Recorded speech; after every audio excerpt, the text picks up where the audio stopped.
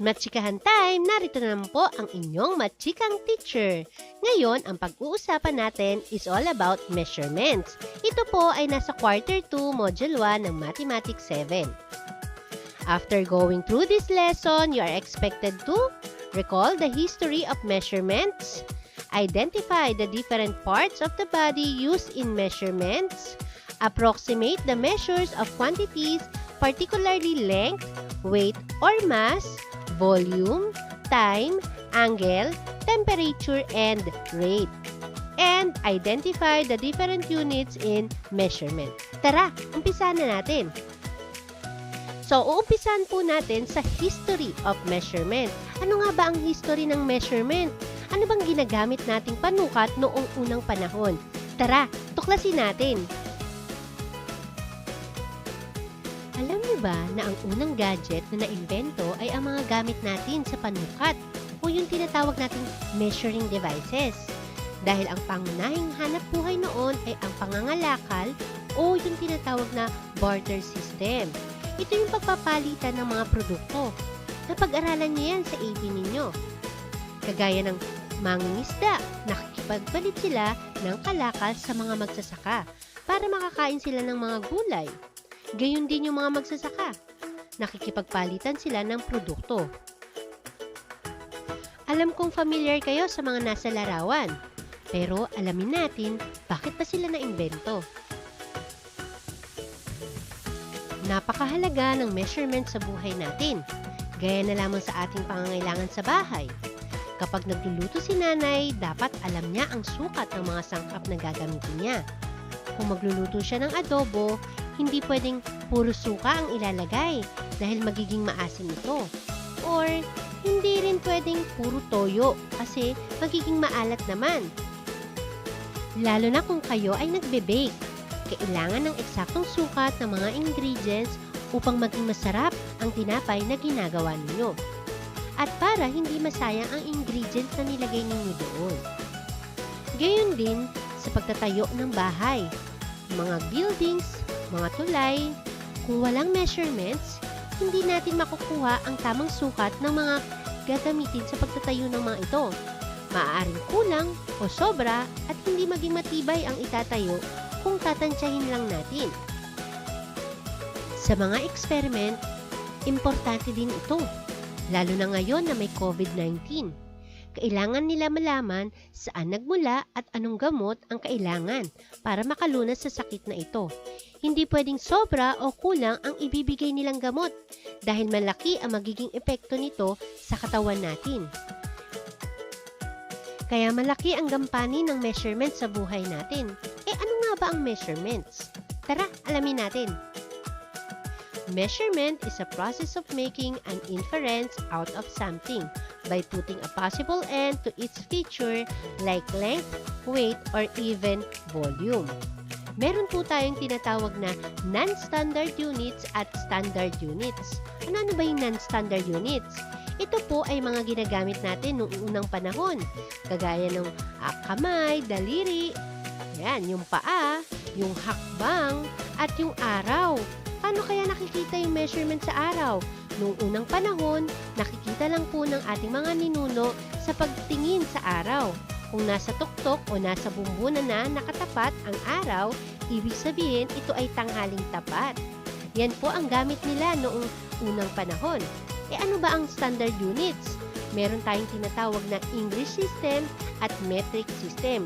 Ito yung mga panahon na nakakapag-imbento na ang mga tao.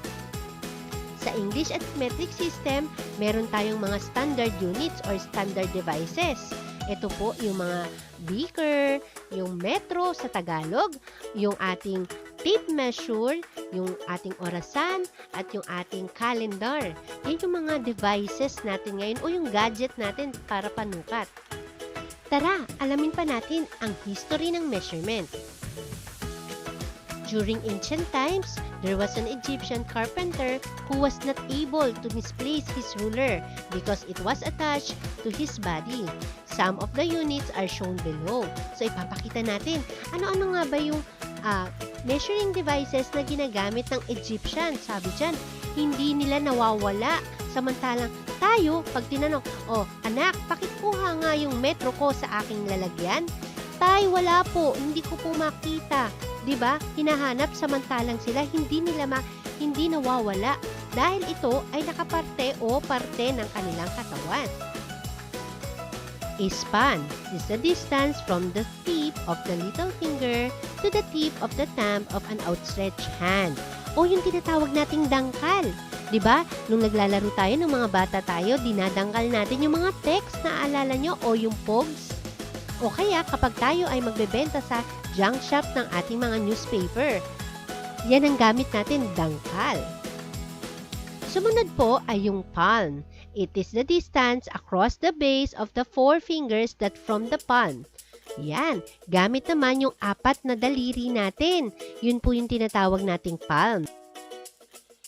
Next is digit. It is the thickness of the width of the index finger o yung tinatawag nating hintuturo. Yung lapad nun, ang tawag po doon ay digit. And then, we have foot. It is the length of a foot.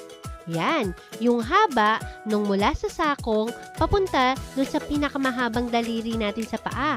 Yan po ang ginagamit nila nung unang panahon. Next is cubit. It is the distance from the tip of the middle finger of the outspread hand to the front of the elbow.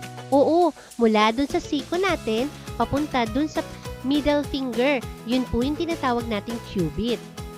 Next is pace. It is the distance of the 1 full step o yung isang hakbang natin. Yun po yung tinatawag na pace. Next is the inch that we use today came from the thickness of the width of a thumb according to the Romans.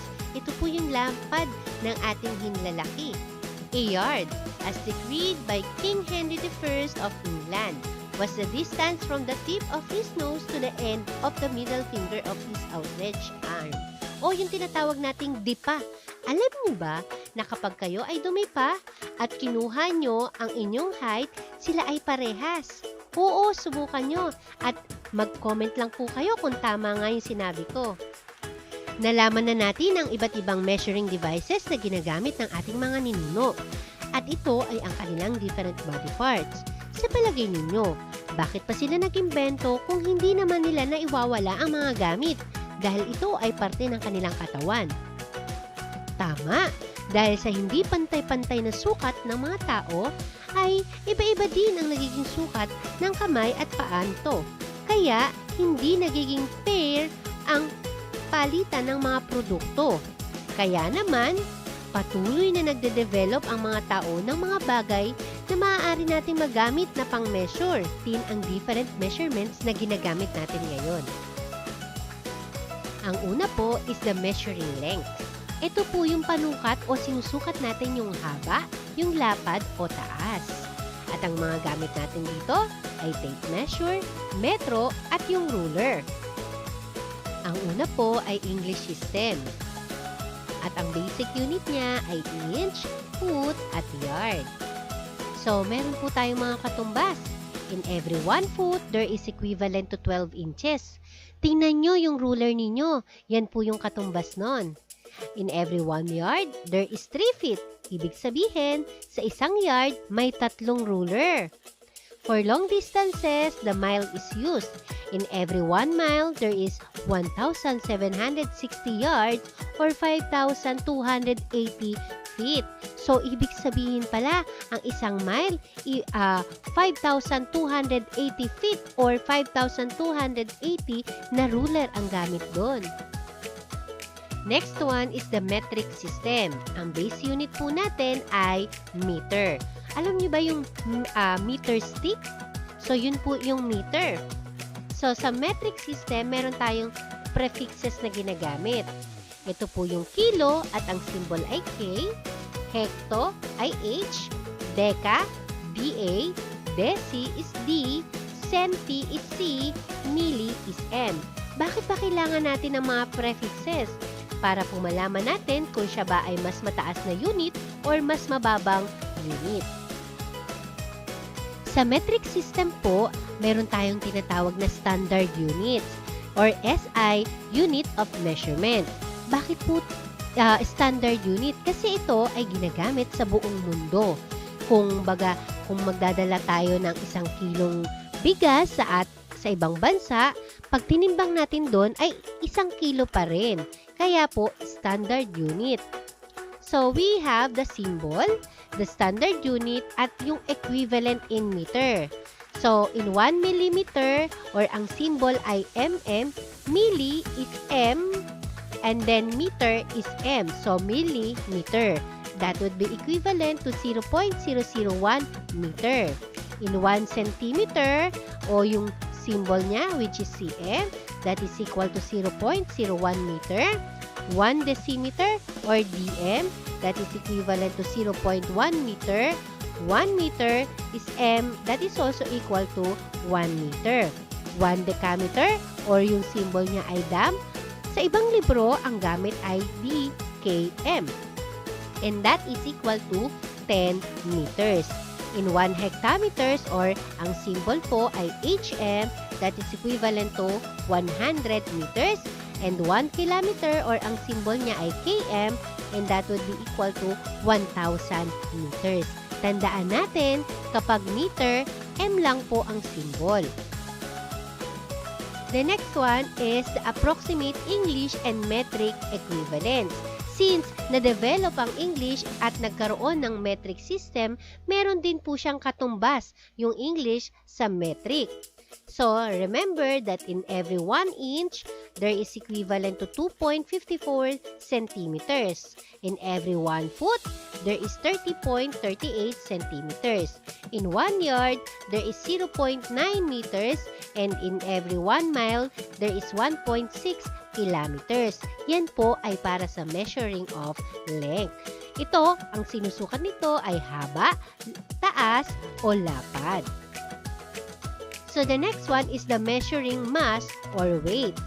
So, kung makikita natin, meron tayong mga timbangan. Iba't ibang uri ng timbangan. Those are our measuring devices. So, in measuring mass or weight, mass and weight are related but they are not the same. So, meron tayo sa English system. Meron tayong basic unit which is pound, ounces, and then metric ton. Sa equivalent po niya, in every 1 pound, there is 16 ounces. In every 1 metric ton, there is 2,200 pounds. Alam niyo ba na tayo bilang tao, kapag kinukuha po ang timbang natin, it should be in pounds. Okay po? Kasi kadalasan, ang kilogram ay ginagamit sa timbangan sa palengke. At tayo po bilang tao, pound po ang gamit natin. So, sa metric system, ang basic unit naman po ay gram. So, gamit pa rin po ang ating mga prefixes. Yan, ang standard unit natin ay milligram. So, ganun pa rin, pinalitan lang natin yung meter ng gram. So, we have milligram or mg is equivalent to 0.001 gram. 1 centigram or cg is equivalent to 0.01 gram. 1 decigram or dg, 0.1 gram. 1 gram or g, that is also equal to 1 gram. 1 decagram is or dkg, sa ibang libro po ay dkg, that is equivalent to 10 grams. And then we have 1 hectogram or hg is equivalent to 100 gram. And 1 kilogram or kg is equivalent to 1,000 gram. Saan ba natin naririnig to? Kapag milligram, sa mga gamot po. Kapag kilogram, yun sa palengke. Makakabili kayo ng 1 kilong bigas, 1 kilong manok, 10 kilong baboy. So, kilogram po ang gamit doon. Ibig sabihin, mas mataas ang unit or mas marami. Samantalang ang milligram, o for example, sa mga gamot, meron dyang 5 milligram, 10 milligram, so napakaliit lang po nun, kumpara sa kilogram. Next one is approximate English and metric equivalence. So, in every 1 metric ton, there is 2,200 pounds. In 1 pound, there is 0.45 kilogram. And in every 1 kilogram, there is 2.2 pounds. 1 metric ton is equivalent to 1,000 kilogram. So, kapag kayo ay kumuha ng timbang at kayo ay, for example, 25 kilogram, imumultiply nyo yun sa 2.2 para makuha nyo siya in pounds. The next one is the measure of volume.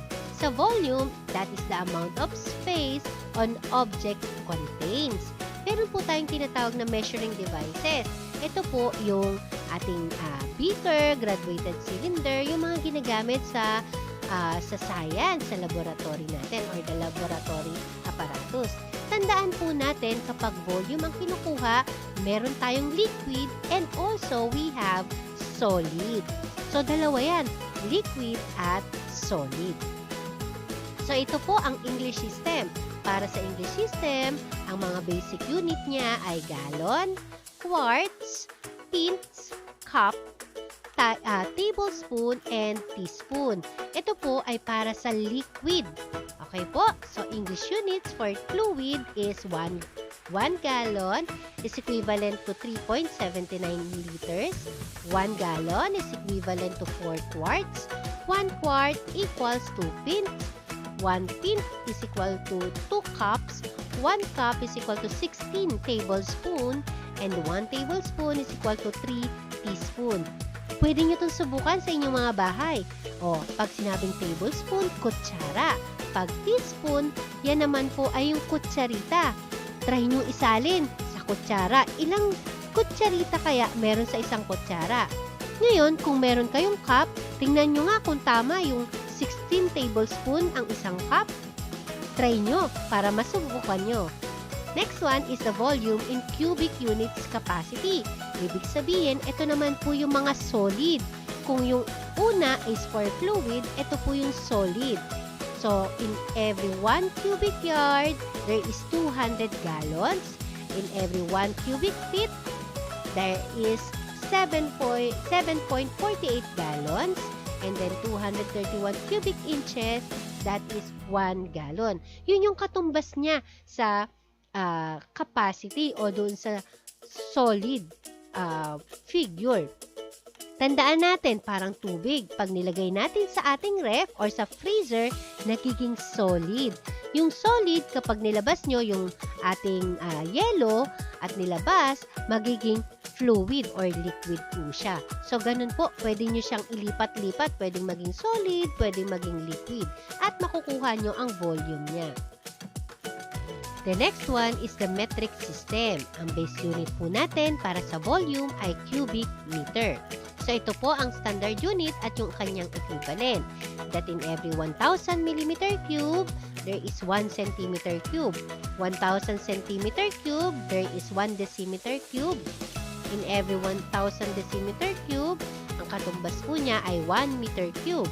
In every 1,000 meter cube, ang katumbas po ay 1 decameter cube. In every 1,000 decameter cube, there is 1 hectameter cube. And 1,000 hectameter cube is 1 kilometer cube. The next one is the English system and metric system. So, ito po yung katumbas.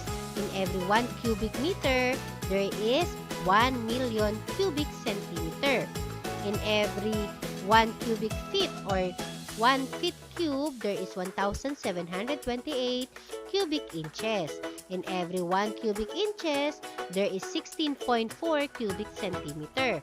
In every 1 cubic meter, there is 35.3 cubic feet.